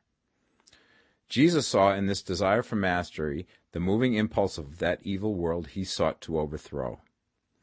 Read the 23rd chapter of Matthew and see how he pictures the lust of the Pharisees to be called master, to sit in the high places, to domineer over others, and to lay burdens on the backs of the less fortunate. And note how he compares this lust for dominion with the brotherly seeking for the common good to which he calls his disciples. Look out for the temptation to seek for authority, to become a master, to be considered as one who is above the common herd, to impress others by lavish display, and so on. The mind that seeks for mastery over others is the competitive mind, and the competitive mind is not the creative one. In order to master your environment and your destiny, it is not at all necessary that you should rule over your fellow men, and indeed, when you fall into the world's struggle for the high places, you begin to be conquered by fate and environment, and your getting rich becomes a matter of chance and speculation. Beware the competitive mind. No better statement of the principle of creative action can be formulated than the favorite declaration of the late Golden Rule Jones of Toledo. What I want for myself, I want for everybody. Chapter 15. The Advancing Man. What I have said in the last chapter applies as well to the professional man and the wage earner as to the man who is engaged in mercantile business. No matter whether you are a physician, a teacher, or a clergyman, if you can give increase of life to others and make them sensible of the fact, they will be attracted to you and you will get rich. The physician who holds the vision of himself as a great and successful healer, and who works towards the complete realization of that vision with faith and purpose, as described in former chapters, will come into such close touch with the source of life that he will be phenomenally successful. Patients will come to him in throngs. No one has a greater opportunity to carry into effect the teaching of this book than the practitioner of medicine. It does not matter to which of the various schools he may belong, for the principle of healing is common to all of them, and may be reached by all alike. The advancing man in medicine, who holds to a clear mental image of himself as successful, and who obeys the laws of faith, purpose, and gratitude, will cure every curable disease he undertakes, no matter what remedies he may use. In the field of religion, the world cries out for the clergyman who can teach his hearers the true science of abundant life. He who masters the details of the science of getting rich, together with the allied sciences of being well, of being great, and of winning love, and who teaches these details from the pulpit, will never lack for a congregation. This is the gospel that the world needs. It will give increase of life, and men will hear it gladly, and will give liberal support to the man who brings it to them. What is now needed is a demonstration of the science of life from the pulpit. We want preachers who can not only tell us how, but who, in their own persons, will show us how. We need the preacher who will himself be rich, healthy, great, and beloved, to teach us how to attain to these things, and when he comes he will find a numerous and loyal following. The same is true of the teacher who can inspire the children with the faith and purpose of the advancing life. He will never be out of a job, and any teacher who has this faith and purpose can give it to his pupils. He cannot help giving it to them if it is part of his own life and practice. What is true of the teacher, preacher, and physician is true of the lawyer, dentist, real estate man, insurance agent, of everybody. The combined mental and personal action I have described is infallible. It cannot fail. Every man and woman who follows these instructions steadily, perseveringly, and to the letter, will get rich. The law of the increase of life is as mathematically certain in its operation as the law of gravitation. Getting rich is an exact science. The wage earner will find this as true of his case as of any others mentioned. Do not feel that you have no chance to get rich because you are working where there is no visible opportunity for advancement, where wages are small and the cost of living high. Form your clear mental vision of what you want and begin to act with faith and purpose. Do the work that you can do every day and do each piece of work in a perfectly successful manner. Put the power of success and the purpose to get rich into everything that you do.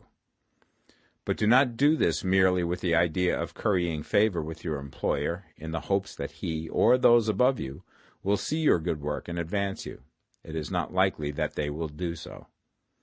The man who is merely a good workman, filling his place to the very best of his ability, and satisfied with that, is valuable to his employer, and it is not to the employer's interest to promote him. He is worth more where he is. To secure advancement, something more is necessary than to be too large for your place. The man who is certain to advance is the one who is too big for his place, and who has a clear concept of what he wants to be, who knows that he can become what he wants to be, and who is determined to be what he wants to be. Do not try to more than fill your present place with a view to pleasing your employer. Do it with the idea of advancing yourself. Hold the faith and purpose of increase during work hours, after work hours, and before work hours. Hold it in such a way that every person who comes in contact with you, whether foreman, fellow workman, or social acquaintance, will feel the power of purpose radiating from you, so that everyone will get the sense of advancement and increase from you. Men will be attracted to you, and if there is no possibility for advancement in your present job, you will very soon see an opportunity to take another job. There is a power which never fails to present opportunity to the advancing man who is moving in obedience to law.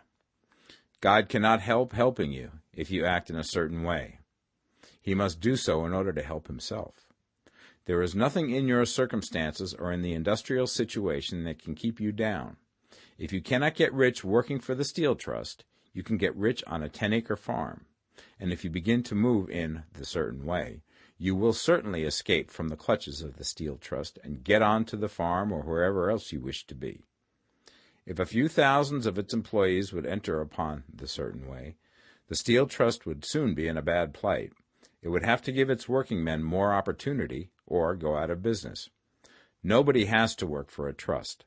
The trusts can keep men in so-called hopeless conditions only so long as there are men who are too ignorant to know of the science of getting rich, or too intellectually slothful to practice it. Begin this way of thinking and acting, and your faith and purpose will make you quick to see any opportunity to better your condition. Such opportunities will speedily come, for the Supreme, working in all and working for you, will bring them before you. Do not wait for an opportunity to be all that you want to be.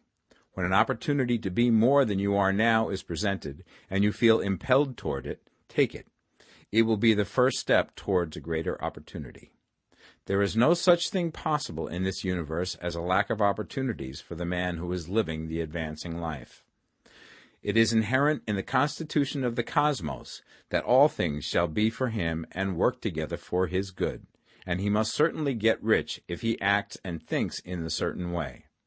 So let wage-earning men and women study this book with great care, and enter with confidence upon the course of action it prescribes. It will not fail. Chapter 16. Some Cautions and Concluding Observations. Many people will scoff at the idea that there is an exact science of getting rich. Holding the impression that the supply of wealth is limited, they will insist that social and governmental institutions must be changed before even any considerable number of people can acquire a competence. But this is not true. It is true that existing governments keep the masses in poverty, but this is because the masses do not think and act in the certain way. If the masses begin to move forward as suggested in this book, neither governments nor industrial systems can check them. All systems must be modified to accommodate the forward movement. If the people have the advancing mind, have the faith that they can become rich, and move forward with the fixed purpose to become rich, nothing can possibly keep them in poverty. Individuals may enter upon the certain way at any time and under any government, and may make themselves rich. And when any considerable number of individuals do so under any government, they will cause the system to be so modified as to open the way for others. The more men who get rich on the competitive plane, the worse for others. The more who get rich on the creative plane, the better for others. The economic salvation of the masses can only be accomplished by getting a large number of people to practice the scientific method set down in this book and become rich. These will show others the way and inspire them with a desire for real life, with the faith it can be attained, and with the purpose to attain it. For the present, however, it is enough to know that neither the government under which you live nor the capitalistic or competitive system of industry can keep you from getting rich. When you enter upon the creative plane of thought, you will rise above all these things and become a citizen of another kingdom. But remember that your thought must be held upon the creative plane. You are never for an instant to be betrayed into regarding the supply as limited, or into acting on the moral level of competition. Whenever you do fall into old ways of thought, correct yourself instantly, for when you are in the competitive mind, you have lost the cooperation of the mind of the whole. Do not spend any time in planning as to how you will meet possible emergencies in the future, except as the necessary policies may affect your actions today. You are concerned with doing today's work in a perfectly successful manner, and not with emergencies which may arise tomorrow. You can attend to them as they come. Do not concern yourself with questions as to how you shall surmount obstacles which may loom upon your business horizon, unless you can see plainly that your course must be altered today in order to avoid them. No matter how tremendous an obstruction may appear at a distance, you will find that if you go on in the certain way, it will disappear as you approach it, or that a way over, through, or around it will appear. No possible combination of circumstances can defeat a man or woman who is proceeding to get rich along strictly scientific lines. No man or woman who obeys the law can fail to get rich, any more than one can multiply 2 by 2 and fail to get 4. Give no anxious thought to possible disasters, obstacles, panics, or unfavorable combinations of circumstances. It is time enough to meet such things when they present themselves before you in the immediate present, and you will find that every difficulty carries with it the wherewithal for its overcoming. Guard your speech. Never speak of yourself, your affairs, or of anything else in a discouraged or discouraging way. Never admit the possibility of failure, or speak in a way that infers failure as a possibility. Never speak of times as being hard, or of business conditions as being doubtful. Times may be hard and business doubtful for those who are on the competitive plane, but they can never be so for you. You can create what you want, and you are above fear. When others are having hard times and poor business, you will find your greatest opportunities. Train yourself to think of and to look upon the world as a something which is becoming, which is growing, and to regard seeming evil as being only that which is undeveloped. Always speak in terms of advancement. To do otherwise is to deny your faith, and to deny your faith is to lose it. Never allow yourself to feel disappointed. You may expect to have a certain thing at a certain time and not get it at that time, and this will appear to you like failure. But if you hold to your faith, you will find that the failure is only apparent.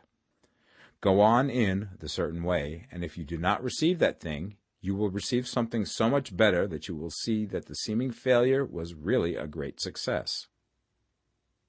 A student of this science had set his mind on making a certain business combination which seemed to him at the time to be very desirable, and he worked for some weeks to bring it about.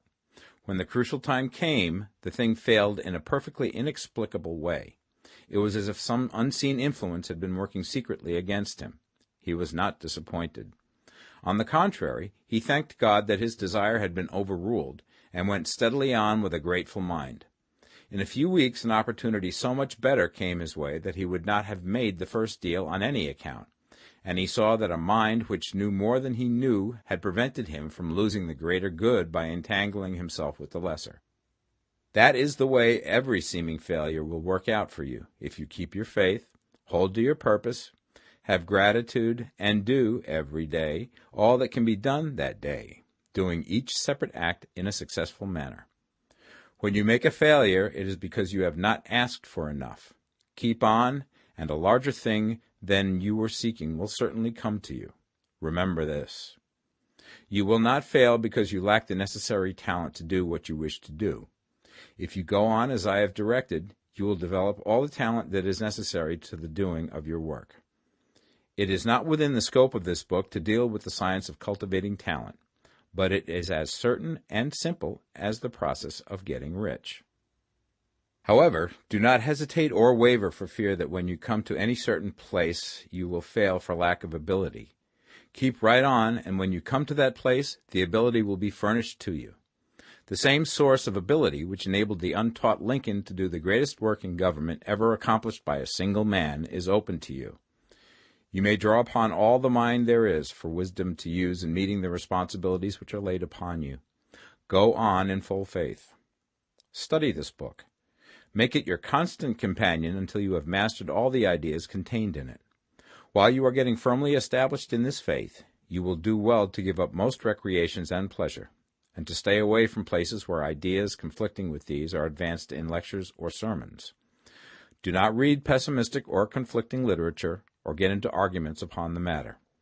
Do very little reading, outside of the writers mentioned in the preface.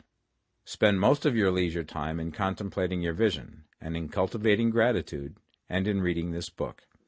It contains all you need to know of the science of getting rich, and you will find all the essentials summed up in the following chapter. Chapter 17. Summary of the Science of Getting Rich. There is a thinking stuff from which all things are made, and which, in its original state, permeates, penetrates, and fills the interspaces of the universe. A thought in this substance produces the thing that is imaged by the thought.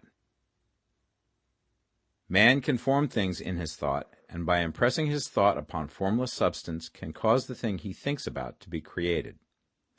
In order to do this, man must pass from the competitive to the creative mind, otherwise he cannot be in harmony with the formless intelligence, which is always creative and never competitive in spirit.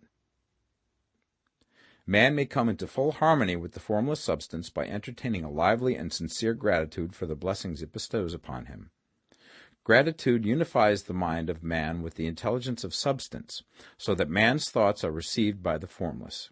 Man can remain upon the creative plane only by uniting himself with the formless intelligence through a deep and continuing feeling of gratitude. Man must form a clear and definite mental image of the things he wishes to have, to do, or to become, and he must hold this mental image in his thoughts, while being deeply grateful to the Supreme that all his desires are granted to him. The man who wishes to get rich must spend his leisure hours in contemplating his vision, and in earnest thanksgiving that the reality is being given to him.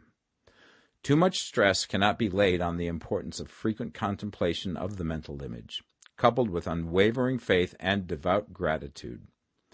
This is the process by which the impression is given to the formless, and the creative forces set in motion. The creative energy works through the established channels of natural growth, and of the industry and social order. All that is included in his mental image will surely be brought to the man who follows the instructions given above, and whose faith does not waver. What he wants will come to him through the ways of established trade and commerce. In order to receive his own when it shall come to him, man must be active, and this activity can only consist in more than filling his present place. He must keep in mind the purpose to get rich through the realization of his mental image. And he must do, every day, all that can be done that day, taking care to do each act in a successful manner. He must give to every man a use value in excess of the cash value he receives, so that each transaction makes for more life, and he must so hold the advancing thought that the impression of increase will be communicated to all with whom he comes in contact. The men and women who practice the foregoing instructions will certainly get rich, and the riches they receive will be in exact proportion to the definiteness of their vision, the fixity of their purpose, the steadiness of their faith, and the depth of their gratitude.